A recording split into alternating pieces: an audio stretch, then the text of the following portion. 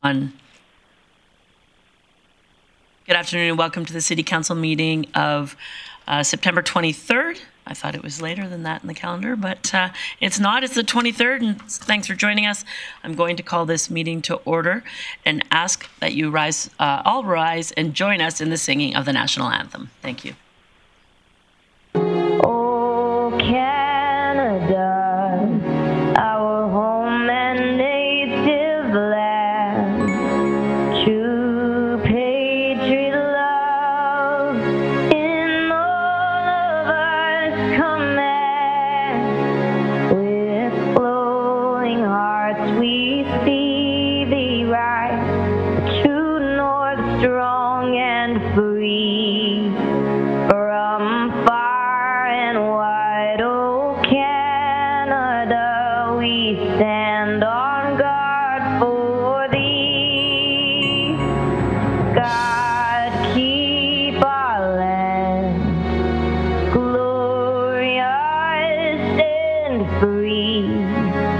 Oh Canada, we stand on guard for thee. Oh Canada, we stand on guard for thee.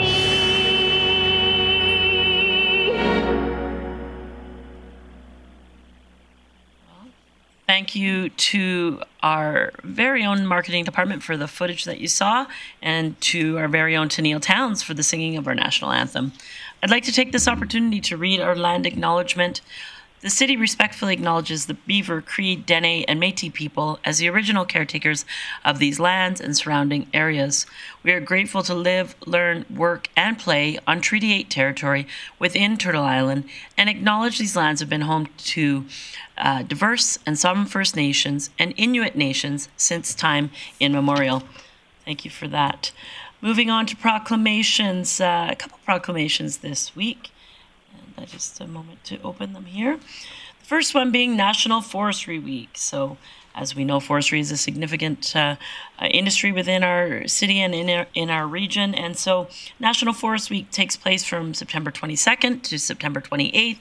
Whereas Canada's forests are a valuable renewable resource that contribute to our economy and livelihoods of our communities, and whereas Canada's forests play a crucial role in maintaining healthy ecosystems, clean air, and water and wildlife habitat, whilst being an important aspect of climate change mitigation efforts, and whereas the City of Grande Prairie and its citizens rely on the surrounding forests for livelihood, health, and recreation, and whereas the annual one-week national campaign with the theme of Two Eye Seeing, welcoming all knowledge to sustain our forests, will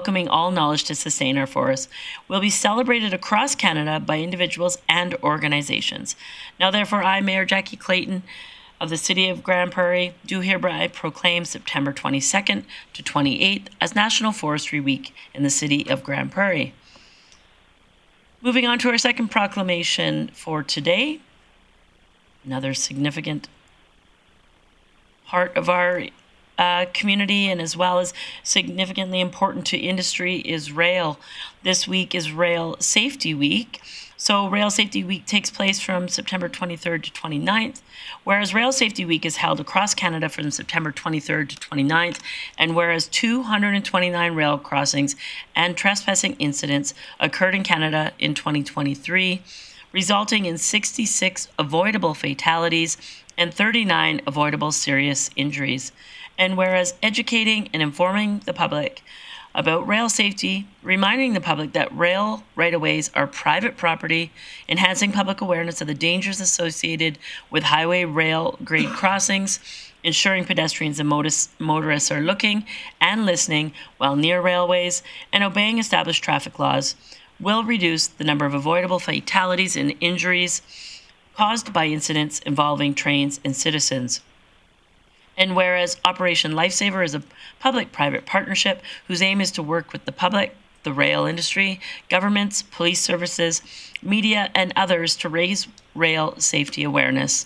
And whereas CN and Operation Lifesaver have requested City Council proclaim Rail Safety Week in support of its ongoing efforts to raise awareness, save lives, and prevent injuries in communities, including our municipality.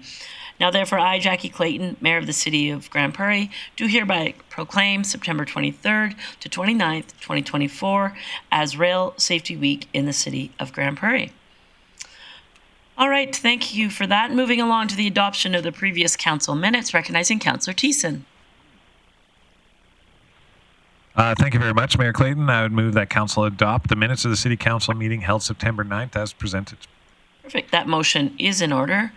Seeing no one in the queue with concerns on that motion, I'll call the question.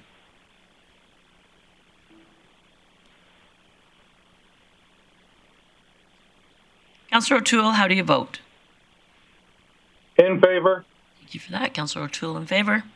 And that carries unanimously. And my hesitation being there are people in the queue, but I'm assuming you're for the next motion. So item number 6 on today's agenda, recognizing Councillor Berg. Thank you, Mayor Clayton. I'd like to move council adopt the agenda as presented. All right, that motion is in order. Seeing no one in the queue with questions or concerns, I'll call the question. Councillor O'Toole in favor. Thank you for that, Councillor O'Toole.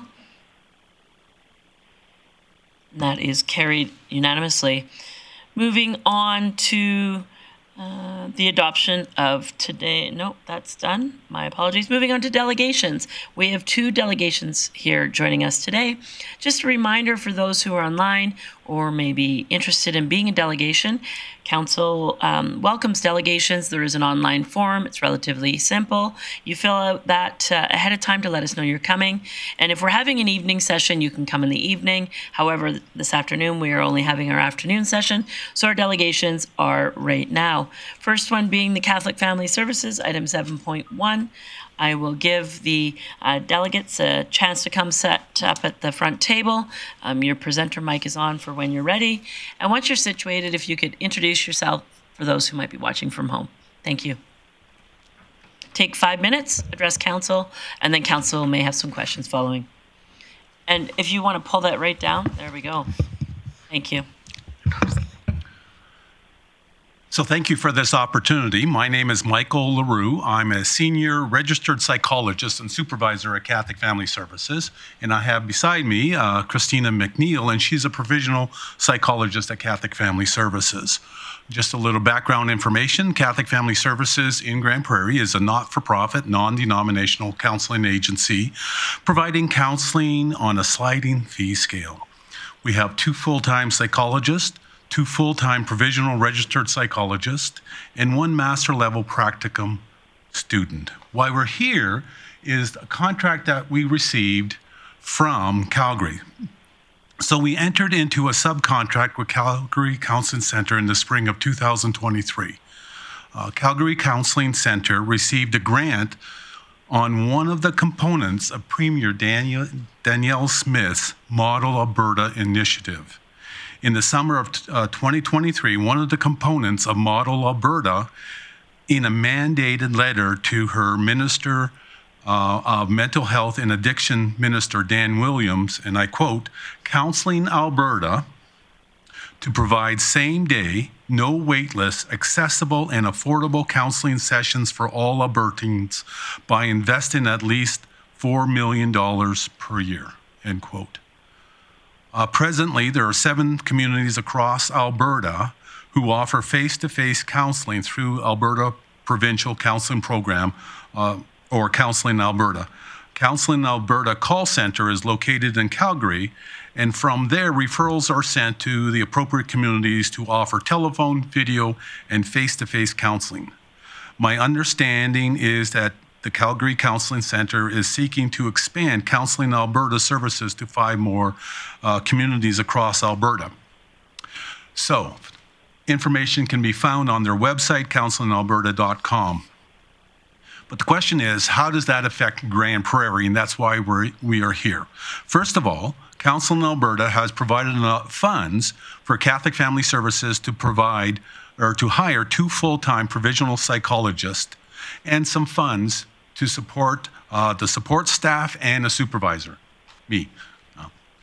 Second of all, by providing face-to-face accessible counseling for children, teens, individuals, couples, and families on a rate between $8 and $20 per session, compared to the private sector where the rate is $175 to $250 per session. That rate of under $20 is for households making under $60,000 a year. As of this date, this subcontract, Catholic Family Services have provided face-to-face counseling for over 175 individuals in the Grande Prairie and Grande Prairie area. Council in Alberta has also said that we can waive the fees for anybody who's been affected by forest fires. And finally, I don't know if this is the sad news, is Council in Alberta funding is coming to an end on January 25, year 2025, unless they continue that program. So what is our ask?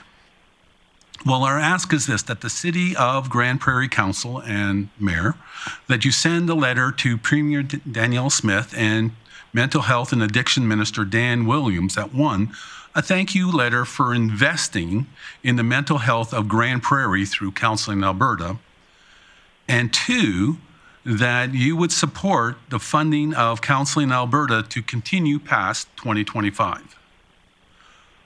Our second ask is that the Council acknowledge that October 10th is National Depression Screening Day. And again, for more information of that, you can look online at Counseling Alberta, and that from October 4th to 10th on Counseling Alberta website, there is a free screening anonymous test for depression. Our third ask is under Grande Prairie immediate release that Counseling Alberta and National Depression Screening Day be given a byline. However you want to fit that in, we'll be pleased. And then our fourth request is that free advertisement. We are not aware of how to get the word out because Catholic Family Services has 0 advertisement budget.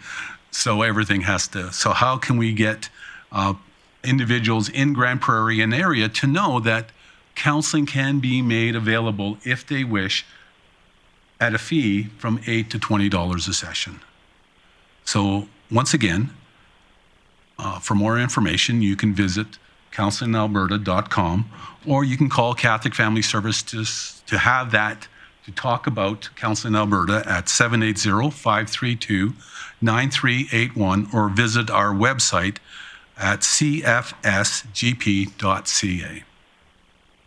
So thank you, and now open for questions. Okay, so I have a couple councillors in the queue. I just want to clarify for council, questions for administration and for yourselves come at the end. So we deal delegation business towards the end of our meeting. Okay. You're more than welcome to stay and watch because it's really exciting, the work that we do. However, you'll get followed up by administration if you do have to be somewhere else. I just wanted to reiterate for council's knowledge, the first request being a thank you letter. Second one, advocate for additional funding and resources. The fourth one, promotion of your programming, and I missed the third one. That I know the City Council has a media release that we get a byline in that. Okay. Or Counseling Alberta gets a byline, and that more information can be sought at their website. Okay, so some of that conversation may happen with administration following this, but for now, I'll open it up to council for questions that they may have about your program or about your funding. Recognizing Councillor Blackmore. Thank you, Mayor Clayton, and hi, Michael. It's been a while since I've seen you. My first question was that you confirm it's $8 to $20. Like that is, yes. That is like, stopped my brain. That's such a cheap amount. And can you tell me what the total amount is that your office received in funding from Counseling Alberta? That's above my pay grade. I'm one of the counselors, not the person working with the contracts. But it's enough to hire 2 full-time provisional psychologist and to pay some of the wages for the support staff, i.e. our front desk person, and I think it pays a bit of rent too. a little bit of rent, yeah. and approximately $400 a month for my services as a supervisor. Okay. It might be helpful for us to have that number before we ask for them to keep funding us, but that's I'm sure we can get that. get that later. And Catholic Family Services, I know this, and I don't know if all people do, but it's non-denominational and Yes, not faith-based necessarily at all. that is correct. Thanks. All right. Councillor Palat. Thanks, Mayor Clayton. Thanks for coming in. Just a couple questions for you. Is this available through the school districts? Like, if the funding was there, were you able to do this through the school districts to get to hopefully some kids that maybe wouldn't know this was an option? Counseling in Alberta offers counseling to anybody who meets the criteria. So basically, again, it can be phone, video, or face-to-face. And if they choose face-to-face, then they come into our office. But it just has to be advertised to be let parents know that that's available. Okay, yeah, and that's more important. We have a separate contract with the school, with the Catholic schools, and we have liaisons. I think it's 9 liaisons in 9 schools that provide support. So that's sort of a different entity. But I think any of them are allowed to, if they're in that pay grade, we can definitely fit them in. Okay, no, appreciate that. Thank you. And then one other question was just, so would you have fairly kind of, to Councillor Blackmore, I'd like to build a good case if we're going to put that, would you kind of have an idea of how many visits you would have had and how many different individuals you would have served through this grant so far, just to kind of help remind them of the importance of it? Yes. So thus far, it's in excess of 175 individuals. Okay. And on average, they come in for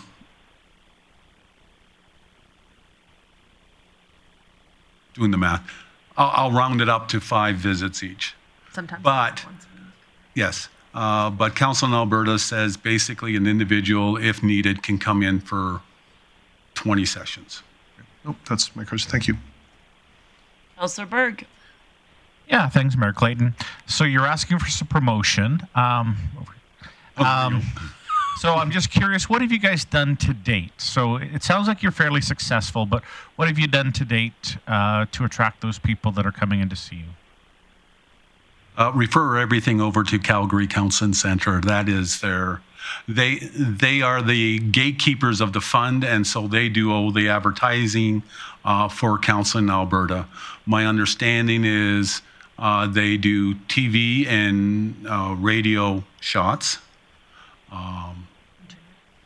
And the internet is the big one, and Okay, so you haven't done anything in-house no, here in Grande Prairie then? No, we have not received any funding for advertisement. Okay, have you reached out to the media on your own yet? No. Okay, well, I'll introduce the 3 fine gentlemen in the back of the room here before Right. you leave. They would love to hear more about you. Okay, thank you. Okay, thank you. Councillor Thiessen. Yeah, thank you very much, Mayor Clayton. Thanks for coming in, both of you here today. Counseling services are one of our dire needs as far as the healthcare provisions for mental health and ensuring that everyone has access to that type of service and care. My question actually is more curiosity. You said during the wildfires, you guys were able to waive all the fees for anyone who came for counseling services. How many wildfire evacuees did Catholic Family Services roughly help out with counseling?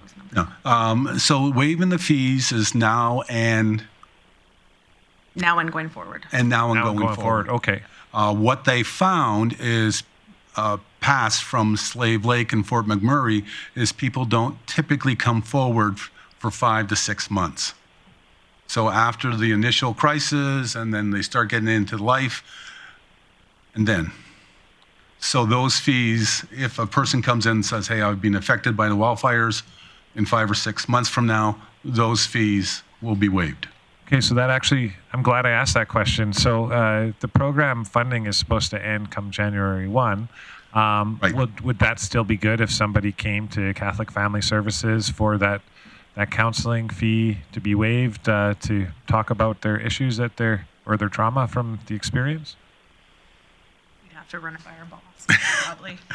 So Catholic Family Services does offer counseling at a sliding fee scale. So if the program ends, then that component, Council in Alberta funding will be done, but we can see. Because is it 10, our bottom or 10? Yeah, our bottom fee is $10 per session. Okay, and that's year round. Yes. Yeah. Okay, cool. Thank you. Councillor Bosch. Thank you, Mayor. Thank you, Michael and Christina, for coming in and explaining your organization to us. Valuable to this community and our region, so thank you. My question is in regards to your early on comment about no wait, same day. Can you elaborate on what that means? Because that sounds a little bit... Well, that was the mandate set forth by the Premier. And so what happens is when somebody calls us up, typically we can get them in within that same week or next week, as opposed to months. Yeah. Right. Okay. And if it was an ideal world, and other than us advocating on your behalf, what other things would you like to talk about for our community for raising awareness and funding in your sponsorship opportunities? Feels like you're on the... again, that's above my pay grade. You do host an event, so Yes. maybe can you just tell us about that? Our major funding for Catholic Family Services is called Spring Fling. And that, again, that is during the springtime, usually in February, where we host an event fundraiser where we have a meal and a private auction and an open auction and typically some form of professional entertainment. And that's our major fundraiser. And then we also have one during the summer, which is our skeet shoot. And typically that is directed towards oil field companies, and they'll send truckloads of employees to go and shoot shotguns all day. That's not my thing, so I don't know what that's about. So that's part of your community awareness right there, number 4, and Yes. the 3 guys back there. Okay, there we go. All right. Well, those are all the questions. Really appreciate you coming today and sharing information. And you've already created some awareness by being here. So I think that will be a very valuable piece for our community once people get to learn more about it. So thank you for coming. And as mentioned, we deal delegation business at the end of our meeting, and you're welcome to stick around.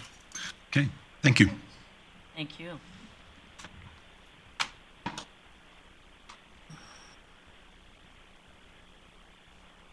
Second.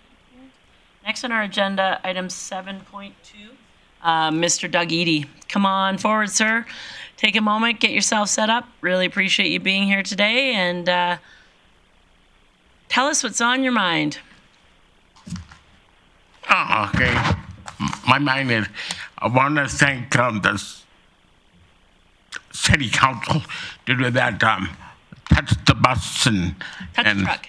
Touch truck, yeah. And then the money goes to Special Olympics, and we're hosting the 2005 Summer Games. And well, our Special Olympic athlete would like to say thank you.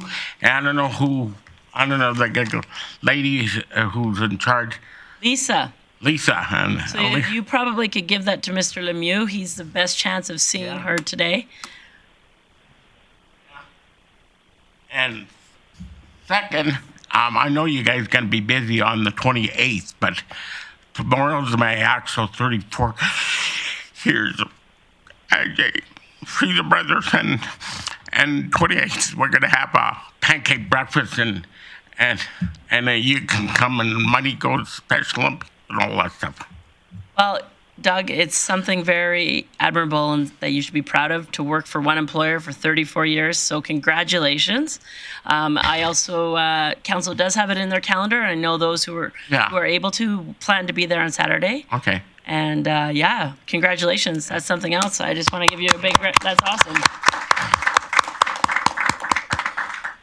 And we appreciate you being here. I know council's very aware and proud to be hosting the Special Olympics next summer. Yep, and I'll be golfing. Competing in. I'll be in golf. Okay, and you're going for the gold, I'm sure. Yep. Okay. Make Grande Prairie proud. We're very proud of you as well. So thank you for being here today, Doug. I really appreciate that. Have a great day. All right, next on today's agenda, reports under item 8.1, setting the date, time, and location for the joint public hearing on bylaw, my apologies, on bylaw C-1479, the intermunicipal development plan. So that is in your package, and I will turn that one over to Mr. Chief Glavin for introduction.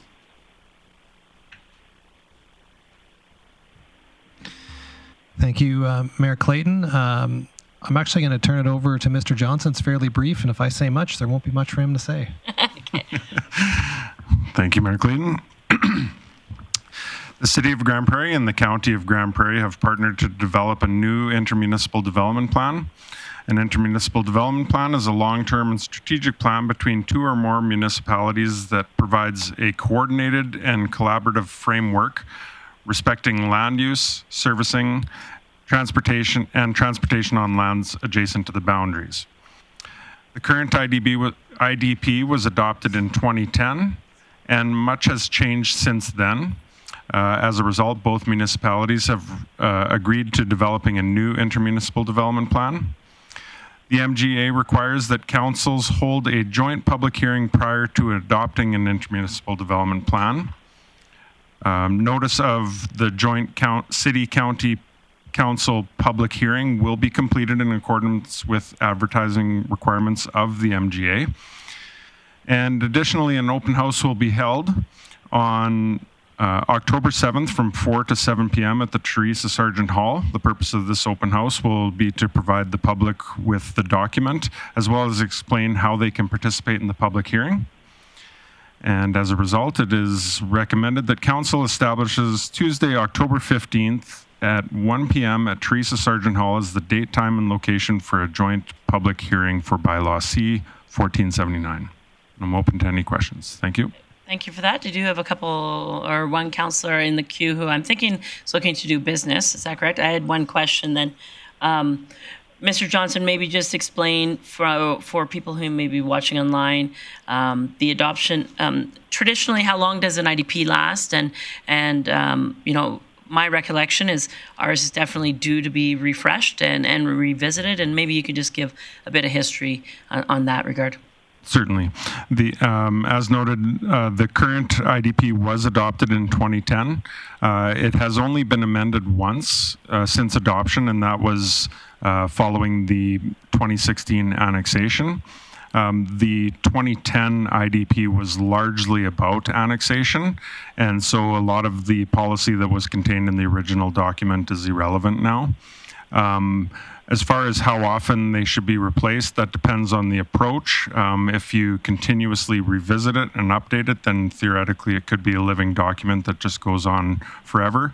Unfortunately, with the current IDP, as I noted, we only did really review it once. So going forward, we can plan to review it and make housekeeping amendments or major policy refinement as needed, as identified by a joint council committee. So it'd be fair to say this one's well overdue, traditional piece of business for a municipality to do, and it's just time for us to revisit ours and refresh it. Correct. Great. Yep. Councillor Bosch. Thank you, Mayor Clayton. My question is on October 15th. Will there be a presentation that is like a, high-level presentation on the entire IDP, or is there a better approach for the public to go online to read about the information? Mr. Johnson. Through the mayor. The open house will be more come and go sort of format, so there won't be a major presentation. However, it will be staffed sufficiently such that visitors will have an opportunity to have one-on-one conversations with staff to ask questions as they may arise. Okay, thank you. All right. Seeing no further questions, I'll go to Councillor Blackmore for business arriving. You can call me Councillor Business. I will. I'm okay with that. I move that Council establish Tuesday, October 15th, 2024 at 1 p.m. at Teresa Sargent Hall as the date, time, and location for a joint public hearing for Bylaw C-1479. And as I read that motion, I realize for the first time my birthday falls on Thanksgiving Monday. There you go. But that's irrelevant in this case. Thanks for the color commentary on your motion, Councillor Business. And I see no one in the queue with questions or concerns, discussion, or debate. So I'll call the question on that motion.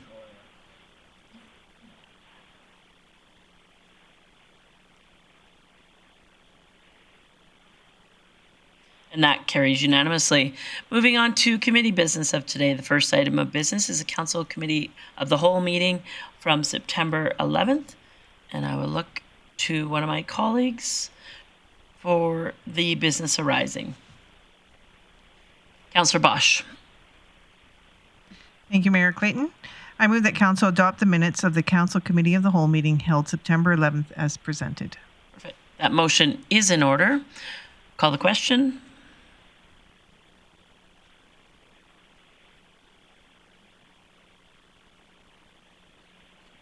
Councillor Bressie, how do you vote? And that carries unanimously. Moving on to the next item of business, which is the Council Remuneration Review Committee. And I'll turn that one over to Ms. Hanson or Mr. Tarrant for introduction. Sorry. Councillor Bosch. Thank you. Just looking back at my calendar, I was at a conference that date. Should I be the one making this motion? You weren't at the meeting. You probably shouldn't be. So maybe we'll get I'll ask else. one of my Councillor Berg. Thank you. Yeah, thanks, Mayor Clayton. I would move that Council adopt the minutes of the Council Committee of the Whole meeting held September 11th as presented. Thank you for that. I'll call the question on Councillor Berg's motion, which is the same motion. Probably don't need to revote, but we will.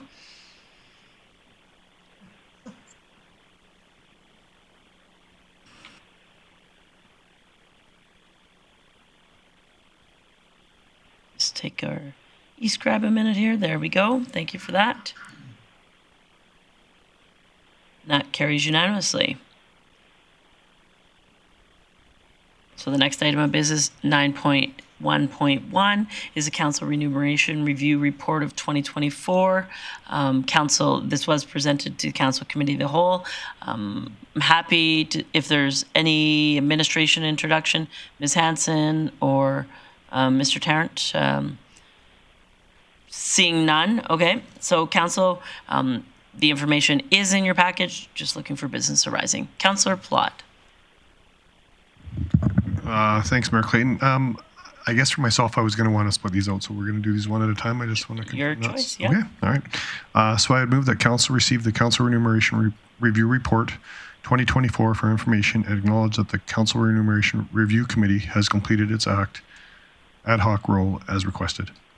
Okay, so that motion is in order, basically saying the report is done, the ad hoc committee has completed their work. I see recognize Councillor Berg with discussion or debate. Yeah, thanks, Mayor Clayton. I would like to ask administration a question, just so it's out in the public, if we could get a brief overview on the process of coming to this report. Mr. Burke. Thank you, Mayor Clayton. Prior to the end of an electoral term, Council establishes a community group or a community committee to review Council's remuneration policies, to look at other municipalities as comparators, and to bring forward recommendations, which they did at the last Committee of the Whole. Any recommendations approved today wouldn't come into effect until after the next election, so it would be in place for the next Council and not the current Council. And just for clarification, these were a group of citizens and nobody on Council within that committee. Thank you, Mayor Clayton. Correct. These are public members that were appointed solely for this role, and their advice was independent of anyone from the city or council. Great, thank you. All right, thank you for that. So I'll call the question on the first motion.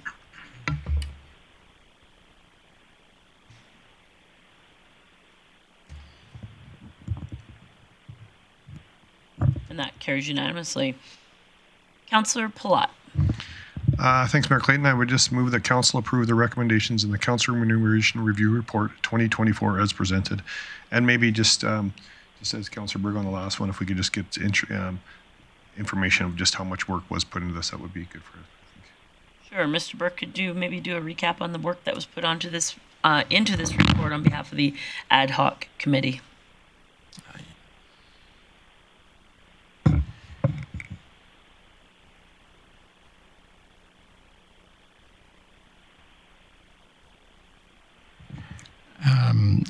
So this committee has met over a number of months. Their 37-page report is attached to the committee agenda.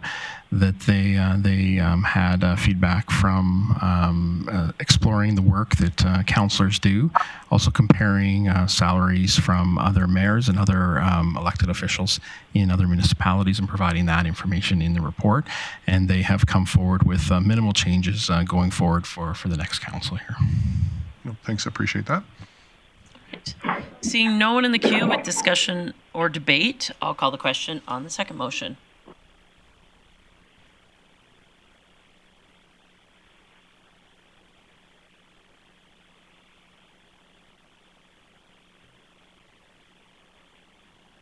Councillor O'Toole, how do you vote? Seems to have frozen on his screen. We'll give him a second here. There we go. Councillor O'Toole, how do you vote? I didn't hear the motion, so I'm not going to vote. Okay, we will call it. That is it, if you want to display. Thank you. That carries unanimously. There is one other recommendation there, Councillor Plott. Yeah, Mayor Clayton, I'm just wondering, because I'm probably going to look at putting an amendment on this, if I should not make this motion, or if it would be okay for me to make it and then make an amendment on it. It's better for you to make your preference because they're split, so make your motion as you prefer. Okay. I prefer probably not to make the motion on this one. I prefer to make the amendment on it, please, if that's possible. Okay. Councillor Thiessen. Thank you very much, Mayor Clayton. I would move that Council direct administration to consolidate Council Policy 100, being the Council remuneration policy and expense reimbursement, and Council Procedure 100-1 into a single streamlined Council Policy 100. Just speaking to this motion, when the committee came forward and described to us why this recommendation came forward is because there's a lot of redundancies between the two, and then having to navigate as a public member committee between city documents to try to pair out what was relevant, what was not, what was being said twice or not. They really just simplified it down and put it into one succinct document for future remuneration committees to look over, and for this council and future councils as well to review. So not a really big change. So I'm curious to see what amendments may come forward, but I'm okay with this recommendation as it stands right now. Thank you. So thank you for your motion, Councillor Thiessen. This is just to streamline the process as recommended by the ad hoc committee. I'll recognize Councillor Plott. Thanks, Mayor Clayton. Yeah, it wasn't a major change, and we've talked about the council remuneration, so I thought just as it was here, there was one tweak I was just hoping for, and that's just under 11.4.1. Our professional development event summary. Currently, it says that we incur expenses greater than $2,000. We require to attendees to provide a brief summary. And I guess I'd like to amend that we're required to provide a brief written report. I would hope that maybe admin could work with us on giving up a standard template. But I think it's incumbent on us to actually write down what we did on that. It could go into our public documents. I just think that's smart for council. It's just another level of oversight for us to be doing when we're going to those conferences. $2,000 isn't a lot, so it's a lot of the conferences we were at would probably be that. But I just think it's a good one for us to start highlighting more than just speaking about some of those things. Okay. So the amendment is in order. I'm just going to refer to our Director of Legislative Services. It was identified at the committee meeting that there was going to be additional context and information in regards to committee expectation coming back to committee at another time. So I don't know if it needs to be dealt with currently, but I'll turn it over to Ms. Hanson. Thank you. Through the Mayor to Councillor Plott. The policy itself will, if Council passes this motion that was on the table, the policy itself will be drafted and brought back to committee for your review and further input to it. The motion today is direct us to actually take that work back and bring it back in an actual document for you. Okay. That helps. It does help, I guess. I'm going to amend it there, so I might as well. Yeah. I'm just thinking maybe here, and then you guys can consolidate it. The wording can be there, and then maybe if we're not happy with the wording as it's been consolidated, we could tweak it again then. Perfect. Yeah, you're good to withdraw your amendment? No, for me, I guess I'd rather just let it stand unless admin's going to capture this and put it in, but I'm going to make the amendment anyways when it comes back. So I think that's a better procedure is what you're hearing from Legislative Services is when the consolidated report comes back for consideration by Council Committee of the Whole, that you would amend it then. Okay, on that, then I'll withdraw my motion. Okay, thank you for that. Any further discussion or debate on Councillor Thiessen's motion? Seeing none, I'll call the question.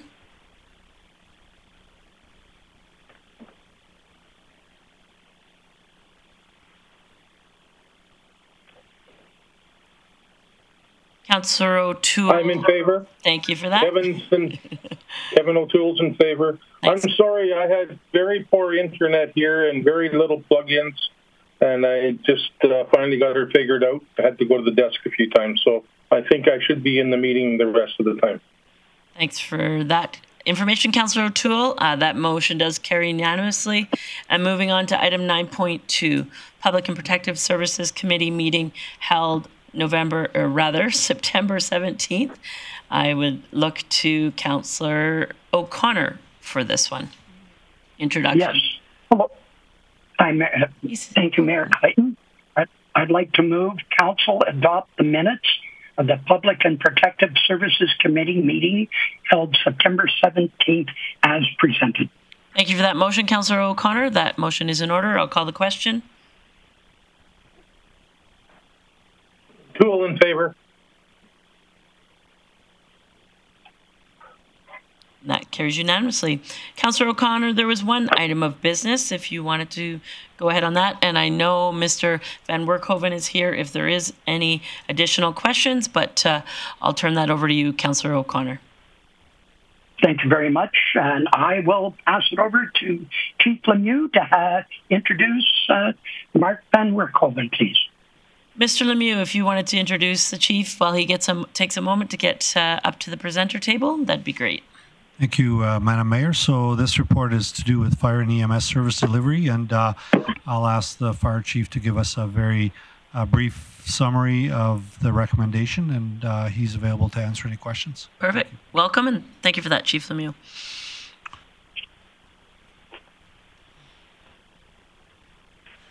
Thank you, Mayor Clayton and Chief Lemieux. At the previous PPS meeting, Fire Administration presented 3 options based on a previous request for short and long-term options related to EMS delivery in the city. The fire department provided 3 options. The first option is a dedicated medical first response program, whereby at a regulated level, the advanced care paramedic level, we would have a dedicated SUV responding with a paramedic and a firefighter to medical response and first response. It should be noted that this is not replacing the EMS service. This would be providing a means to keep our core firefighter resources and fire trucks available for other calls while potentially awaiting EMS arrival on scene and allow stabilization of the patient on scene. Option 2 was a very broad look and high-level look at providing an integrated service similar to other like-sized municipalities in the province, and anticipated and what I would describe as a Class D estimate on the costs and staffing required for that. And option 3, which was not analyzed in any level of detail, was to look at some manner of what we refer to as a Grande Prairie Regional EMS version 2.0. And then, of course, option 4 was the status quo, recognizing if we maintain the status quo, the fire department have to do further analyzation of our current call volumes and time on task related to medical first response. That would be my summary, Mayor, and happy to take any questions. Perfect. Thank you for that. Councillor Berg. Yeah, thank you, Mayor Clayton, and thanks, Chief Werkhoven. So my question just simply around these 2 items. There's no budget impact to the city. These are simply advocacy items to the provincial government? Through the Mayor, that is correct, Councillor Berg. We currently receive approximately $130,000 in funding for MFR that the province has committed to for about the next 3 years to do what we're doing right now. That would not cover what we're proposing in option one. The intent is we would advocate for further funding. And we have seen through the Alberta EMS Advisory Committee that was recently concluded last year, some of the recommendations out of that relate to a recognition of the importance of the MFR programs to the EMS system and a recognition and an opportunity to potentially look at that differently. And that includes 2 pilot projects in the province doing exactly what we're recommending in option one, recommendation 2. Great. Thank you so much. Councillor Plott. Thanks, Mayor Clayton. Can I just get a little bit more for my own understanding on the first motion or option for council here is that we would advocate that the targets exceed the previously demonstrated in the city prior to implementation. Can you give me examples of what's changed? I was trying to find that through the report and I was misreading it, but I didn't see the changes of what it was. So if I could just get a sense of that, please. Chief Emmerkoven. Through the Mayor, certainly Councillor Palat. So the previous Grande Prairie Regional EMS, or as it was known, GPREM's service level or response targets were 8 minutes or less for all lights and sirens response. So we break calls up alphanumerically from Alpha to Echo. Everything from Bravo, Charlie, Delta, Echo is a lights and sirens response. GPREM's response targets from time of 911 call to time on scene was 7:59. Currently, and then of course the non-urgent response target was 15 minutes or less than 15 minutes for non-lights and sirens response. Currently, the published response targets for urban centers in Alberta through AHS EMS is 12 minutes or less for Echo and Delta calls, and there is no published key performance indicators or response targets for anything below that. Okay, so, and I did see that in there, so that makes a little more sense now. So with the Echo and the Delta, if I understand, they're not the severe calls at that point yet. So is there a reason we need to go from 12 to 8? I guess I'm just when it switched to that, I'm just wondering why it's switching. It's just more you like to get there quicker. Through the Mayor, Echo and Delta are considered the highest acuity calls. Those are considered the life-threatening calls. Echo are typically referred to as sudden cardiac arrest or sudden stop breathing. Delta is life-threatening. Charlie is potentially life-threatening, as well as Bravo, and then Alpha, or urgent, sometimes referred to, and then Alpha is non-urgent. Previously, GPREMs had key performance indicators attached to all lights response, everything from urgent up to immediate life-threatening. It appears the AHS EMS response targets put a 12-minute timer on life-threatening or immediate life-threatening, and they have no published KPIs for anything else that we've been able to find. It's not to say that they don't have any internal targets related to those, but nothing that's published. Okay, my bad. I Googled that last night and I got them backwards in that order. So can you give me an idea then of what we're currently at? Like, are we currently at an 8, but you'd like to advocate it for just so it's there, or where would we be at on those kind of calls now? Through the Mayor, the latest AHS EMS statistics I've seen for Northern Alberta, so they don't necessarily break up the 2 urban areas of Northern Alberta, being Fort McMurray and Grande Prairie. But for those 2 areas combined, they are meeting, it would appear to be that they're meeting the 90th percentile for 12 minutes or less for Delta and Echo. Now, an important distinction in that, we still see with them meeting that target, we're still seeing increasingly high time on task. It's probably lower than it was when I presented on this about a year ago. I believe, if I recall correctly, our average wait time was around, our P90 wait time was around 12 minutes. Our latest data suggests that wait time is now around 8 minutes, but we're still seeing a significantly higher time on task than we would have seen 2 or 3 years ago. Okay, no, that helps. Thanks, Mayor Clinton. I have more, but I'll hop out here. Okay, I'll come back to you. Councillor Bosch. Thank you, Mayor. My question is in regards to the Fire Paramedic Response Unit. Now, if we put this into place, is there on the metric side, if they're there maybe taking number one quicker, or maybe continuing the care if EMS has to go somewhere else or do something else, does that fit into lowering the targets as far as response time or response time spent? Mr. Workoven. Thank you, Mayor Clayton. Yes, Councillor Bosch. There's three factors at play here. One is it allows us to get that regulated level of healthcare provider. So we, of course, practice at the advanced first aid level as a fire department. This allows us to bring that up to an advanced life support level for that initial first response. That's number one. Number two, it allows us, because it's at that level of service, it allows us to provide more interventions, more critical interventions if we are awaiting EMS. And the third factor I would in addition to, and I'll add a 2B if I could to that, it also allows at that level, at the advanced life support level, that paramedic can do what's referred to as assess, treat, and refer, or release, meaning that they may be able to free up that EMS resource from even doing a transport in the first place. They may provide a referral, that EMS resource is then canceled. Our fire response paramedic is then canceled on scene, and that patient gets what they need for the time being. And I would say the third consideration around this is ensuring that our core firefighter resources are available for core firefighter duties. So it's not to say a fire engine will never respond to a medical call, but what it is saying is that fire engine can be freed up while that SUV with the paramedic and the firefighter maintain care, and we can redeploy that fire truck to another instant as required, which as opposed to right now, that becomes a struggle because we've effectively taken over patient care until EMS arrives, which makes it effectively a non-serviceable unit for that time period. Exactly. Thank you. That is exactly what I wanted to hear. Councillor Platt. Thanks, Mayor Clayton. I'm just reading through the report. It talked about that we're currently getting about $130,000 in the funding formula.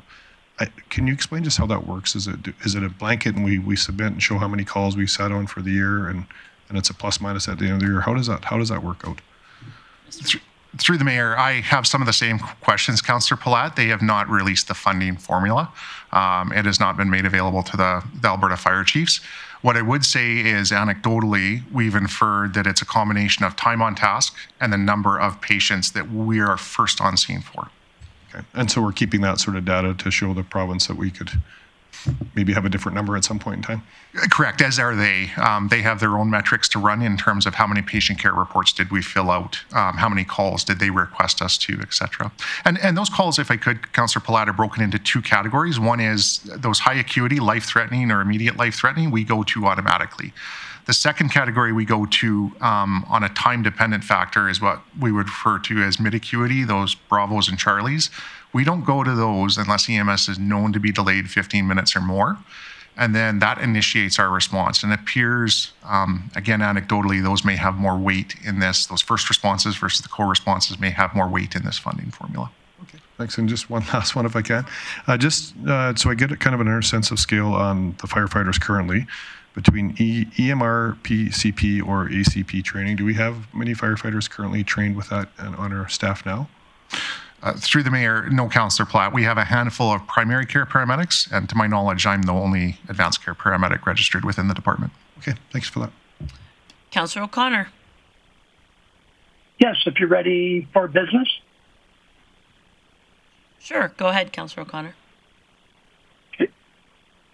Thank you. I'd like to move one, council advocate to minimum EMS service levels and performance targets that meet or exceed those previously demonstrated in the city prior to the implementation of AHS, EMS, and two, advocate for sustained provincial funding to implement option one. All right, so that motion is in order. And as mentioned there, it's a motion for advocating for the standards that were prior to the implementation of AHS, EMS, as well as advocating for sustained provincial funding for implementing option one. Discussion or debate? Councillor Platt. Thanks, Mayor Clayton. I guess I should have asked one more question, but I'm not sure if this is necessarily for our fire chief. But just wondering on the advocate to implementing option one, if we were successful, and I believe I heard we were looking at a different within that option, this would come back to council for further touch points to figure out which would be the best way to deploy it if the province come back and said we would like to get involved and dance with Grande Prairie on moving forward on some sort of service? Yeah, and I guess on that, for Mr. Burke, I'm curious if approved the funding source is for the initial capital cost. So if we get the money from the province for part of it, is it coming back to council for funding source? And a second part of it, what's the funding source for the initial capital cost? There's no funding ask in this to date. Well, option 1 says initial capital cost of $250,000 to $500,000. Sorry. That hasn't been identified. So there's no funding source identified. Sorry to go to. So then, sorry, just on Councillor Plot's motion, is the expectation that this, if approved here today to advocate for option 1, would there need to be a subsequent motion for this to go to budget deliberations if council's interested, or advocating for it is one thing, but if council were to say, let's, really push on this and be prepared for this, are we having a further financial check-in? Yes, if we were to receive partial funding, that we would have to come back for additional funding. I'd suggest at this time that wouldn't be a good use of allocating dollars for budget. That would be an off-cycle budget request that we would bring to council if that opportunity arose. I'd say just about the timing of budget and the pace of advocacy, that it's unlikely we'd have a decision before budget on something that's significant, so that we would come back mid-year at some point with that, if that was an opportunity. So it's truly just for advocating for the province. Go ahead, Councillor. Just on that, because there's multiple options in there. If we were to go ahead and advocate and the province come back and said and we wanted to go to option 2 or 3 or 4 in there, would we be able to pivot on that still? Mr. Burke? It would require funding from somewhere. I think that would be a discussion we would have at the time if council or if the province came forward with partial funding. Thank you for that. All right. Seeing no one in the queue, I will call the question on Councillor O'Connor's motion.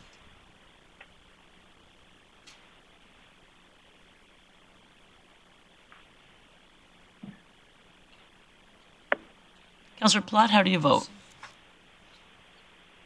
Sorry, in favor. And Councillor Bressie, how do you vote? In favor. Thank you. Councillor Bressie is in favor. That carries unanimously. Any highlights from your meeting, Councillor O'Connor? Yes, I have a couple of highlights. One is the Grande Prairie Police Services new recruit training program started September the 12th. And graduates in March will join the RCMP watches under Superintendent Brockman, and that's 12 candidates. So looking forward to seeing that happen. And second is with the new academic year, officers actively enforcing road safety in school zones. So between September 3rd and the 11th, 36 violations, 7 parking tickets, and 17 verbal and written warnings. So very important. People remember school zone and pay attention and watch out for the little ones. And lastly, the Touch a Truck event for the Special Olympics was an outstanding success. So that's my report. Thank you. Thanks for that, Councillor O'Connor. I did have a question for Chief Lemieux pertaining to one of the highlights from the meeting. If the public, I know that Grande Prairie Police Service has done great work in regards to noise mitigation from vehicles, and if there are areas of our community that residents are concerned about, we had heard that, on the south side of Grande Prairie, it was relatively loud. I've heard from a couple of residents lately that there are other areas that it seems to be moving to now. What's the best way for them to report, those significant noise impacts from loud vehicles? Yeah, thank you for that question, Madam Mayor. So I would recommend that people contact Enforcement Services because we document any requests, any complaints, and there's follow-up on all of those. Perfect. Thanks for that. All right, so moving on to item 9.3, the Financial and Administrative Services Committee meeting held September 17th. And I'll look to Councillor Plott for introduction. Yeah, thanks, Mayor Clayton. I would just like to move that Council adopt the minutes of the Financial and Administrative Services Committee held September 17th as presented. Right, that motion is in order. Seeing no one in the queue, I'll call the question.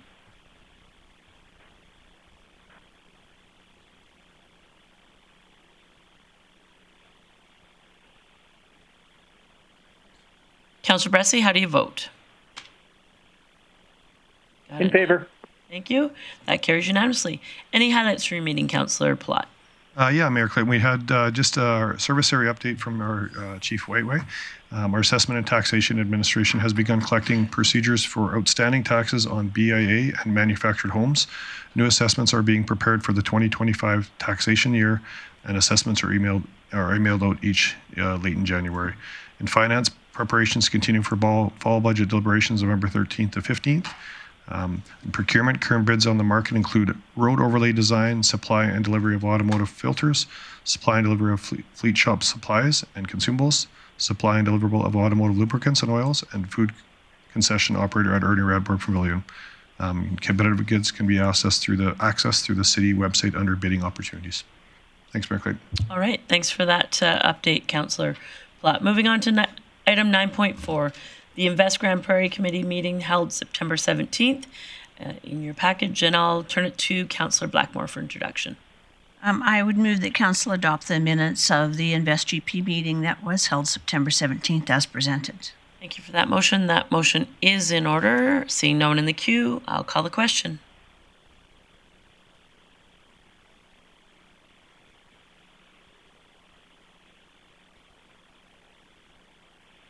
Carries unanimously. Any highlights from your meeting, Councillor Blackmore?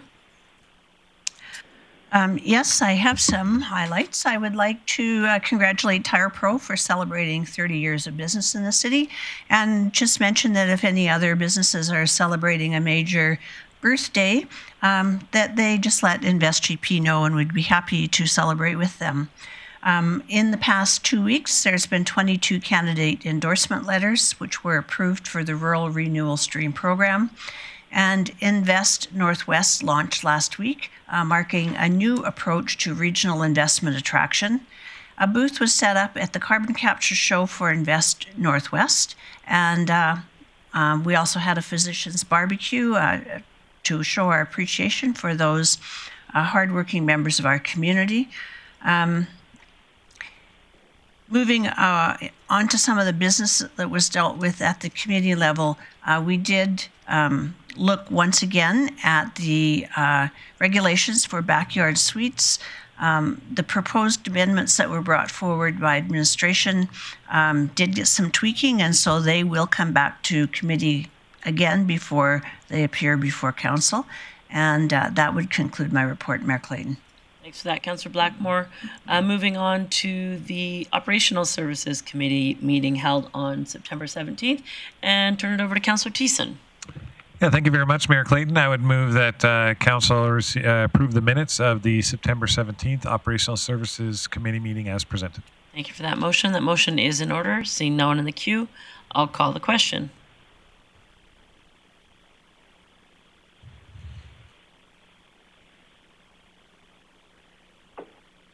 That carries unanimously.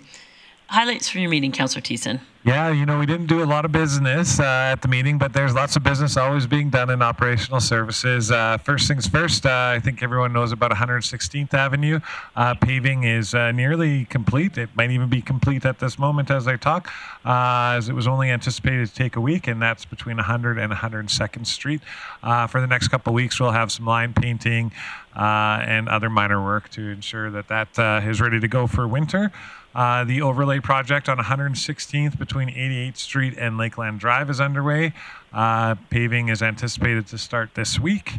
And the overlay and full depth reclamation project is underway at 84th Avenue and 116th Street and will cause significant disruption over the next few weeks, including temporary detours that will be in place at different times. We've done a lot of work on this road over the years, from twinning it up to changing out the pipes and upsizing them to now full depth reclamation. So I know people on West Point and Pinnacle will be really happy, hopefully, when that work is all done. In other news, we got transit heated shelters are in. And I just saw a Facebook post here today. They look great. They're lockable and a great place to convene in the cold winter months. I know Councillor Bosch is really, really happy about that. She's been advocating since long before she was on council for those to get put in. They are in now, so that's good news for all our transit riders. And Parks and Environment work has started on our Urban Forest Grows program. So We're doing some installations along 100th Avenue and 108th Street over the next coming weeks, as well as taking care of some tree branches and pruning that needs to be done. Finally, I know I said there was no business, but Mayor Clayton made up some business during our outstanding items list and requested a report to come back to our next committee meeting, or as soon as possible committee meeting, for administration to bring back stats about our crash reporting along certain sites that we have, and we're looking forward to that report coming through. Thank you very much. Thanks for that, Councillor Thiessen. There are no items of correspondence today. And 2 pieces of delegation business. So moving on to item 11.1, Catholic Family Services. They came today with 4 requests. I'll recognize Councillor Blackmore. Thank you, Mayor Clayton. I would like to make a motion that that Council and Mayor Clayton carry out the advocacy request made by Catholic Family Services, and note that they have provided really affordable and significant counseling services to the city and area for such a long time. I think this program through Counseling Alberta is a great program, and we need to encourage the province to continue with that funding. Okay, so that motion is in order. Discussion or debate on the motion. Recognizing Councillor Thiessen. Thank you very much, Mayor Clayton. I'm fully in support of this motion. You know, we've long been advocating for mental health. Even in the city, we've upped what people can claim in their benefits just organizationally. We know that there's a shortage of counseling spaces, or at least affordable counseling spaces, so this is really good. I guess my question is just for Councillor Blackmore. I know there were 4 requests, but one of them seemed like an administration request for bylines on some advertising and stuff like that. And I think that's a win for the city if we do get involved with that, and encouraging people to that there is affordable and available counseling services in our community. So, Councillor Blackmore, were your motion? You did mention the mayor and council, but is the full suite of the recommendations 1 through 4 and administration as well, or? Cool, awesome. I'm 110% in now. Perfect. Maybe before we call a question, just a question for administration. Chief Lemieux, is there anything in particular that comes to mind for you of a service that an organization such as Catholic Family Services can use to promote their programming that they're offering? We're certainly aware of their requests after their presentation today, and we'll look at working with them to make sure we get the message out. Excellent. Thank you for that. Seeing no one else in the queue, I'll call the question.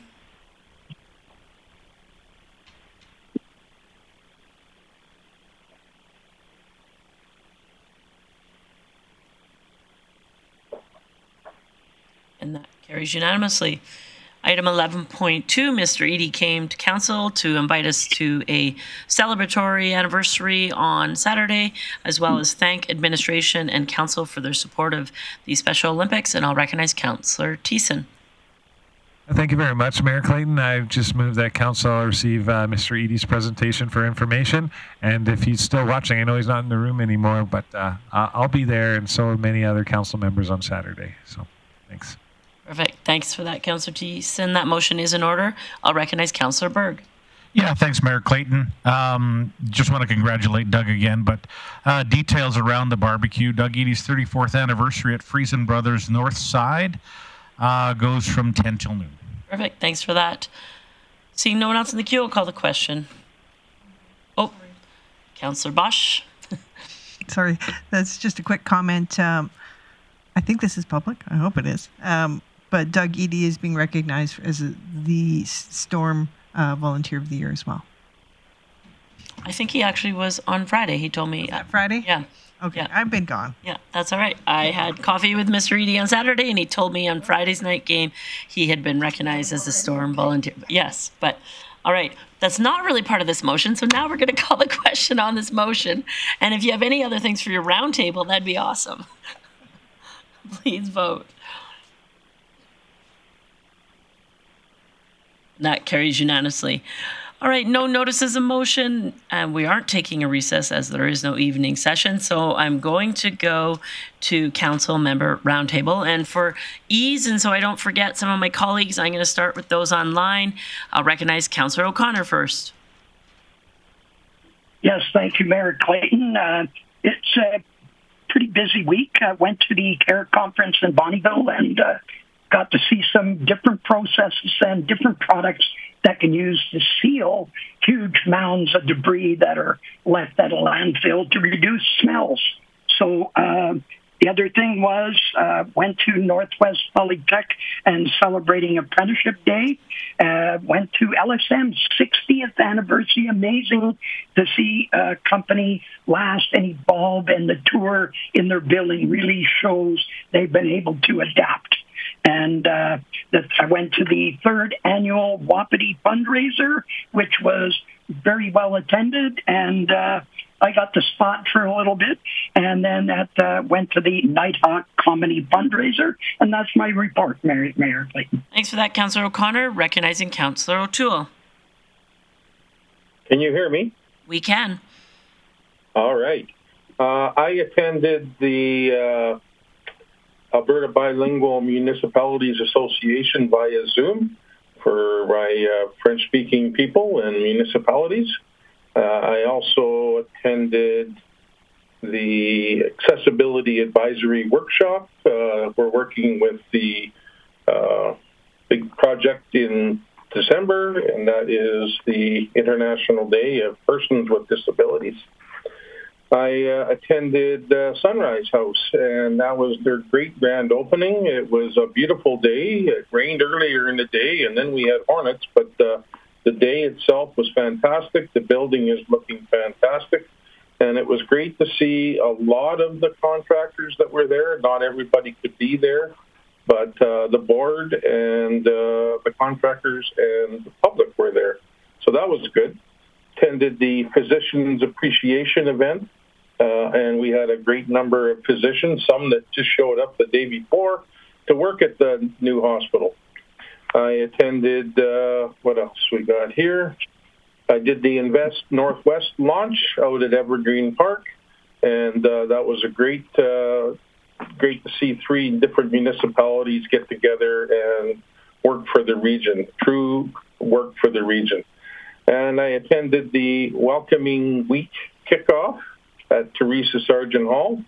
The place was pretty much full, a few empty tables, but that was great for the new people going to the Northwest Polytech, and that was most of the immigrant students, new beginnings coming to Canada and coming to Alberta, but most of all coming to Grande Prairie. Also, we had the Storm Fan Fest and home opener. I attended that game I watched most of it, and it was a great game and lots of great plays made by the Storm. And I attended the Terry Fox run. I was working the Rotary Barbecue, and very well attended. I think that they were, I don't know how many dollars they raised, but they were pretty pleased with the support that they've had over the years. And let's see what else. I attended the Combative Sport in Alberta meeting. There's not much going on in the sport in province, but there are some events, and I got some highlights that we'll talk about at the next meeting. I attended the monthly police committee meeting as well as the monthly police commission meeting. I'm going to Mexico for the Rotary to deliver some buses, and we had an evening where we put buses and decorations on the bus, and so that was good. But most of all, I really want to give a highlight to LSM for 60 years in business. I remember as a little baby boy, Lee come over and fixed our furnace, and my dad and him chatted and became long-time friends of the family. And so I went to school with Lee's children, and that was great. But 60 years, that's almost unheard of anymore. I also attended the Walk to Remember, and I think good word to Mr. Thiessen for being the MC. It was a little emotional, to say the least.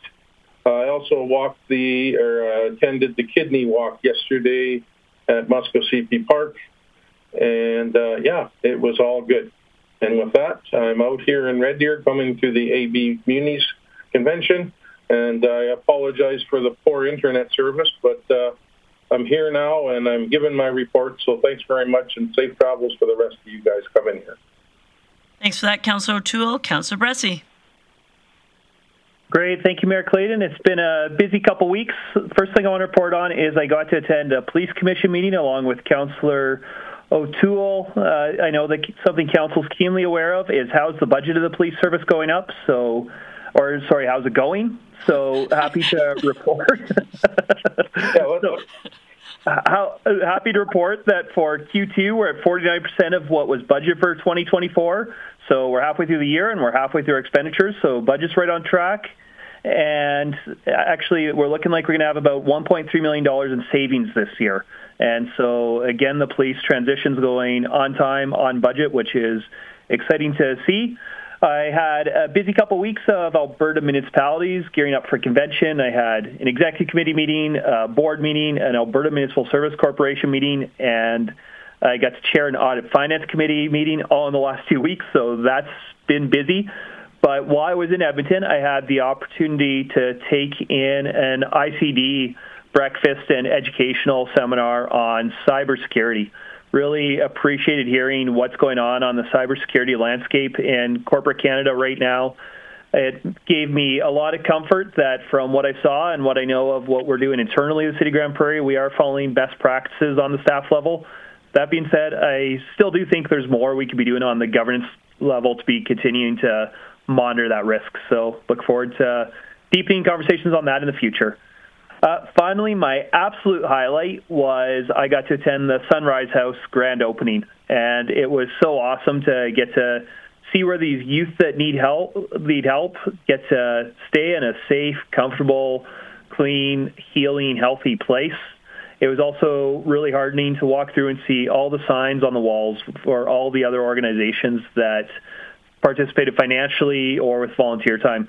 And so really proud of our community to make that awesome facility happen, and really comforted to know that if kids are having a tough time, there really is a safe, healthy, awesome place for them to go. So I appreciate doing that, and I'm so thankful for the work of this council and of administration who are significant partners in that, making that happen.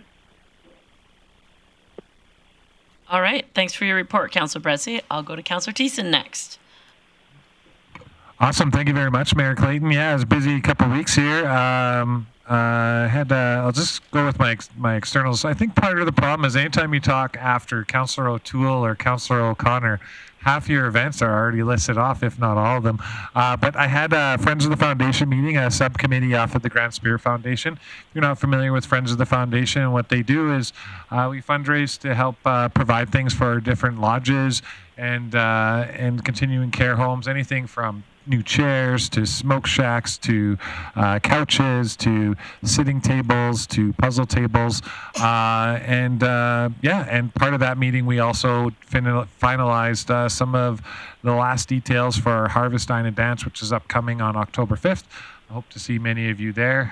It's always a great time and for a great cause, which is to support the residents that are served by Grande Prairie Foundation. I was also nominated, appointed, and elected, it all works the same, by the Grande Prairie Foundation Board to continue my role on the Alberta Seniors and Community Housing Association. So I will be heading off on October 10th for an election. Hopefully I'll get elected. At the same time, I kind of hope I'll get the Councillor Bressie treatment and win by acclamation, and then I just have to do a nice fancy speech and pump everybody up about how the good work that we're going to get done over the next 2 years with ASHA. I did have several ASHA meetings as well, as I chair several subcommittees, but I won't get into that. I had a CAB meeting last week, good discussion, having a bit of a changeover in community social development there, so introduction to the members as to what we're doing going forward with administration and the Community Advisory Board on Housing and Homelessness. This morning I got to attend 2 classroom presentations, one for a grade 1 student named Kai and another for a grade 7 student named Mason for the 3D Children's Charity Hockey Tournament presentation. So it's always a heartwarming to see how the kids rally around their classmates. It's also heartbreaking knowing that these families have to travel so far to get the medical care. And I'm just so grateful for organizations such as the 3D Children's Charity and all the good work that Mr. Foley has been doing over the last 30 years, I believe it's been. Also on my list, I did the Sunrise House grand opening, I emceed the Walk to Remember, did the Nighthawk Comedy Show, and I did the Kidney Walk yesterday. I even took this ragtag mop and formed it in the shape of a kidney and had it sit on top of my head. So anything we can do to drum up the support. And that's all I got. Thank you so much. Thanks for that, Councillor Thiessen. Councillor Bosch. Thank you, Mayor Clayton. Kidney on your head. That's awesome. I'd just like to do a shout out to the Salvation Army and Rotary Clubs for their food drive. I wasn't able to be there, but I know they raised about 40 tons of food, so that is fantastic for our community. And the reason I bring this up is because I was just at an event Saturday night, and it was a birthday party, and you know what? You can set out Salvation Army food bins at any party. And at that one, there was 2 or 3 bins that were filled. So you can continue to serve the community that way, even if you didn't make the food drive. I attended the Storm Jersey auction. This maybe was talked about last council, I'm not sure. But it was a great success. Happy to see these kids get their jerseys auctioned off. Happy that they leave the room so they don't know which one gets what amount of money, because, you know, we don't want anybody feeling better or worse. And I attended the Art Gallery AGM, and congratulations to the 4 new board members on that board of directors. I was part of a dinner with Travel Alberta board and CEO, and just mentioning this because the interest that Travel Alberta has in our region is great to see. You know, there's lots of things to do in Alberta, but they're really taking a focus here, and Councillor Berg was with me on that one. And I'm just going to mention the First Responders Appreciation Day. I wasn't there. I was at a conference, but part of the committee for planning that, so congratulations to them. I did get several calls on that Saturday. What is going on downtown? Is there an accident? What's happening? And I'm like, no, just lights and sirens. And currently working with the City of Grande Prairie and the Downtown Association on the upcoming Spooktacular, because Halloween is right around the corner. October 26th is when that is event, and there'll be more information out coming soon. But the majority of my time I spent at a conference for International Downtown Associations. And I haven't been to one in about 6 years. And I really wanted to see what is happening, you know, in North America and how things are changing, particularly in 3 different areas: economy, and the reduction of sales in the retail sector as of late. And we had sessions and discussions about that. How can we help? What can we do? All I can say straight up is shop local. Remember your local businesses in your community. We talked about customer conversions regarding sales and pedestrian traffic. Development. It was interesting seeing, this was in Seattle, and although it's only a 2-hour flight out of the country, a very different ball of wax when you're talking about incentives to developers. When I asked those questions, they didn't know what I was talking about. So I'm happy to say that, you know, in our mid-sized city, us supporting our developers with all the incentives that we offer is a great thing to see. We talked about tourism ideas that we could bring back to our community, and, you know, the ratios might be different in size, but there's something for everyone, from, you know, shuttle services in and around the city to new I think I took 1,000 pictures and sent half of them to Mayor Clayton. But anything that was cool, I took a picture of, because, you know, we can implement things in our community as well.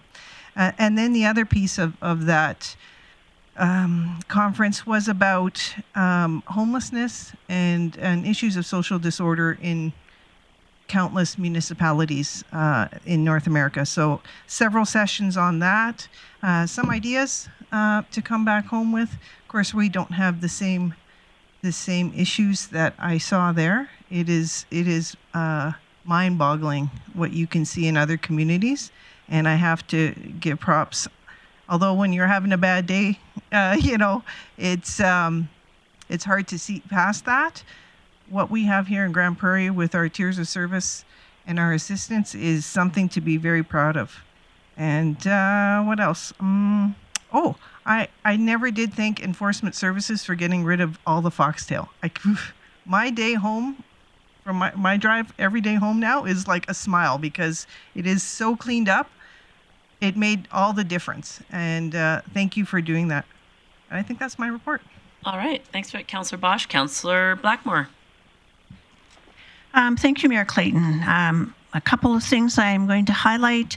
I attended a Mascua Medical Center meeting.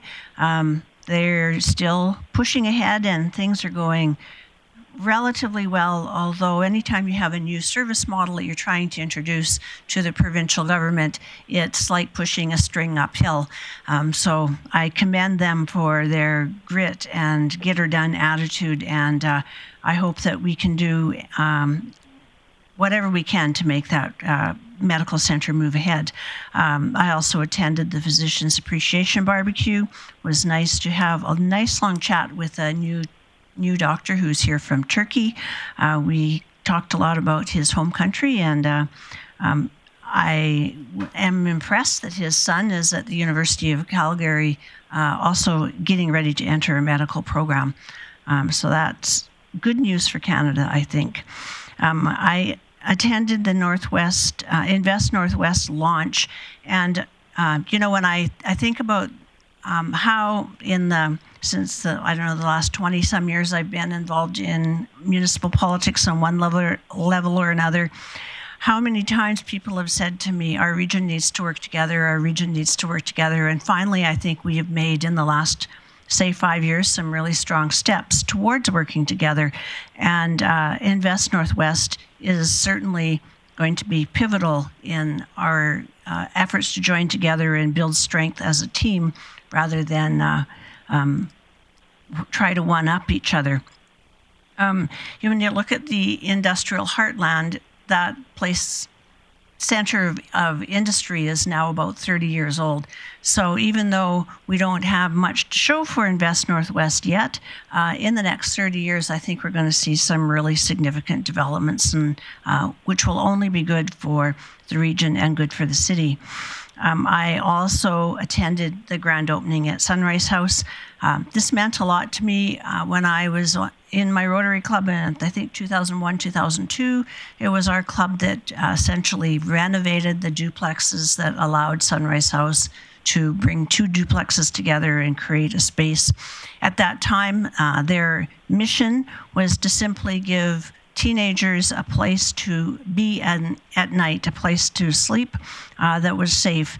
And since that time, the programming offered through Sunrise House has continued to grow and provide such good service to the community, make such efforts at bringing families back together, make such efforts to ensure that teenagers who are struggling are given the skills and the supports to launch them into a good life where they are not at risk of homelessness. I can't say enough for the people who do that work. It is truly amazing. And I also attended the kickoff to Welcoming Week, welcoming our large community of immigrants to Grande Prairie, and doing what we can to make sure that they find the services and the supports they need to again live full and complete lives here. And I attended Airport Commission meeting. It was a fairly light agenda, other than establishing a new calendar of meetings, which we will be passing on to our other members who are on that commission. That would conclude my report, Mayor Clayton. Thanks for that, Councillor Blackmore. Councillor Palat. Thanks, Mayor Clayton. I'll just skim through some of these events because a lot of folks are at the same one. But yeah, Sunrise House opening was great to be part of. Such a great organization, and just seeing the pictures on the wall that the kids are already painting and making at home was pretty cool.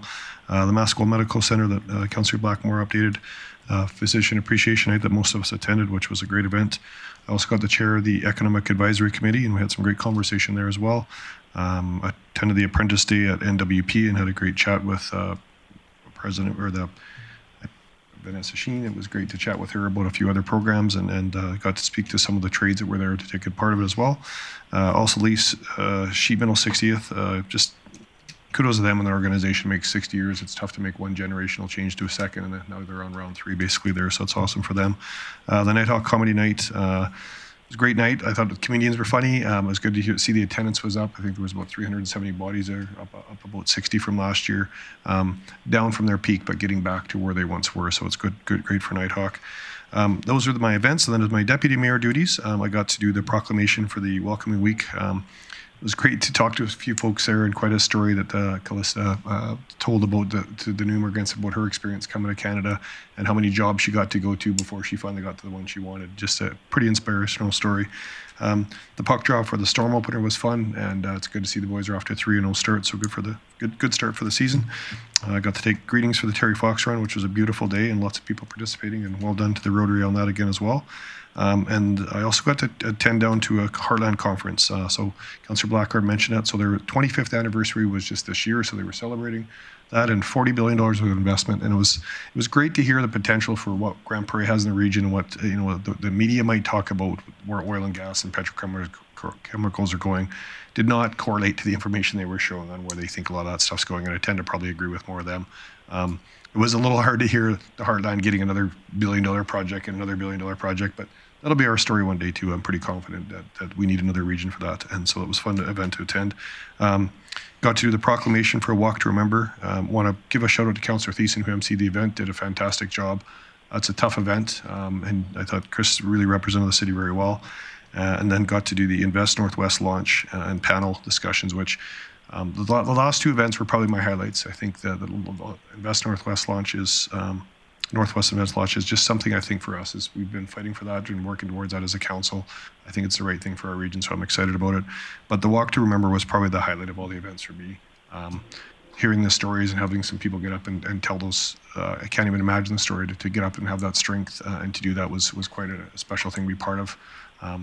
Not often I get to cry in public, but that was a lot of tears shed that day because the stories were just very sad and very real, and it was very raw and nice to be part of. And that's my report. Thanks, Councillor Platt. Councillor Berg. Yeah, thanks, Mayor Clayton. There's lots of scribbles across my page, as a lot of these have been talked about numerous times. But as far as Grande Prairie Regional Tourism goes, we did do the Travel Alberta dinner with the board and the executive, and it was nice that the entire crew came up to Grande Prairie when they've got all of Alberta to choose from. It was great that they were here, and they just didn't sit in a windowless banquet room. They actually did tour much of the Peace Country, not only on their own, but as a group too. So thank you to the crew from Travel Alberta, the board and executive. Hopefully we're going to announce an executive director soon for Grande Prairie Regional Tourism. We just had a meeting this morning, and things are looking very positive in that direction. I will speak on the physician appreciation. That, for me, was another terrific event. Last year, I had an extended conversation with an oncologist from Brazil. This year, it was a radiologist, originally from Africa, via New Zealand, and now in Grande Prairie. And then I was chatting with him and his wife, and then his sister came up, who was also a radiologist. And then another gentleman came up, and it was the wife's uncle, who is a doctor here in Grande Prairie. So these family connections, similar to what Councillor Blackmore addressed earlier, are really working in our favor. People are moving here, seeing what the city and the hospital have to offer, and they're encouraging other family members to move here. So we're building momentum in that way. And it was just a beautiful afternoon just to sit and make some new friends. I attended the live theater AGM, and thank you to Acting Chief Rory Tarrant of Strategy and Communication Services for putting his name forward and sitting on that board.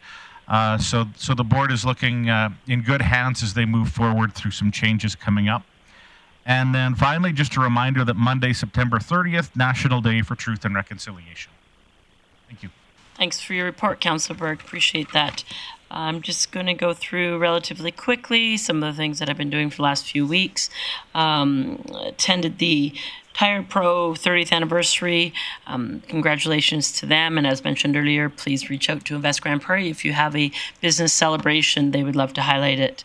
I met with President Vanessa Sheen on some upcoming advocacy work that Northwest Polytech is doing. And as Council goes to Red Deer this week to meet with Alberta municipalities, we have ministerial meetings set up, and Council will be advocating on behalf of that organization, primarily for in the role and the message of expanding trades in Grande Prairie.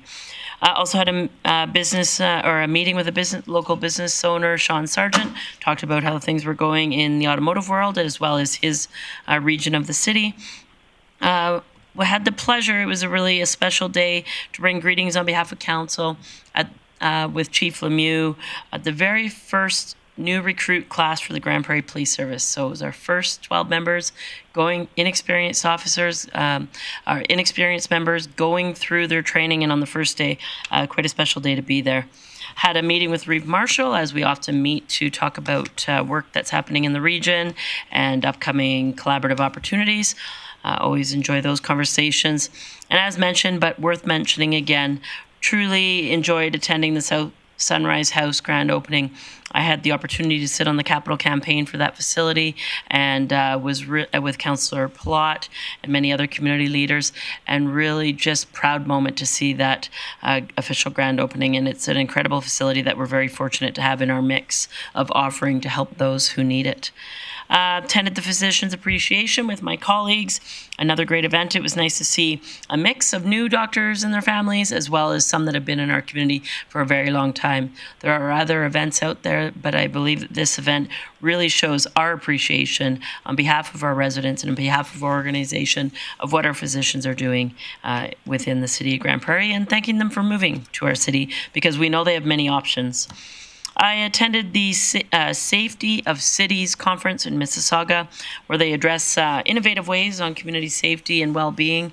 I really enjoyed the perspective of the police chiefs from Ontario in particular, who have been in municipal police services for a long period now, really bringing some interesting highlights and things that I look forward to our community having the opportunity to be part of as we continue to expand our police service locally.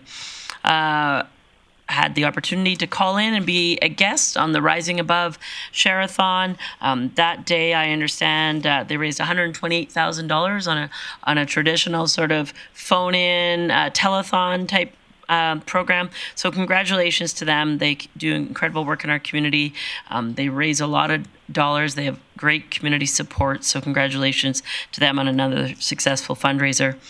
While I was in Ontario at the Safety of Cities, spent the day, one of the days in Ottawa in support of forestry at the National Forestry Policy Day. That was a day for forest producers from across Canada to come together to talk about national challenges, natural solutions, and building a strong future, a brighter future together. So it was a really informative day, a lot of statistics, but also, as we often hear from our forestry leaders, what they are experiencing on a day-to-day basis. It was nice to hear a recap from across the country and advocate for continued growth, for lack of a better word, in the forestry industry. I attended the Northwest Polytech Barbecue to celebrate apprenticeship, and as that program continues to grow, the apprenticeship overall, it's great to see a combination of business leaders and students there celebrating being an apprentice. I also had the privilege to golf in the Build Grande Prairie golf tournament. So if you're not familiar with Build, they are an advocacy and education group focusing on residential construction, land development, and renovation industries. That was a very cold day. It was only +6 that day in Grande Prairie, a little chilly for golfing. But following that, I attended the 60th anniversary of LSM and brought greetings on behalf of council. As mentioned by my colleagues, a very special day to hear the stories in that room and from the business leaders in our community. So congratulations to them. On the weekend, I attended the 9th Annual World Religions Conference, which was an interesting conversation on truth, combination, and the road between truth and faith and belief. And so 4 different spiritual leaders really having a conversation about how their faith really ties together truth and belief. I thought it was a great conversation. Also that evening attended Nighthawks Comedy Night. Congratulations to them for another successful event. I understand, speaking with Mr. Clarkson, that there was 370 people in attendance. So a great growing event. So congratulations to them. And with my colleagues O'Toole and Thiessen attended and brought greetings at the Grande Prairie Kidney Walk. So that organization to date, that's the largest walk that I've attended. There's many walks in the fall. And I know Terry Fox is always a big one. I wasn't able to be at that one, but the Kidney Walk had a great turnout. So I'm optimistic that they were able to raise some great funds.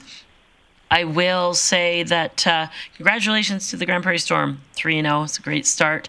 And I understand that they had a record attendance on their opening night. So great news. So with that, I will call the meeting adjourned and we'll see you all again soon. Thanks for being here.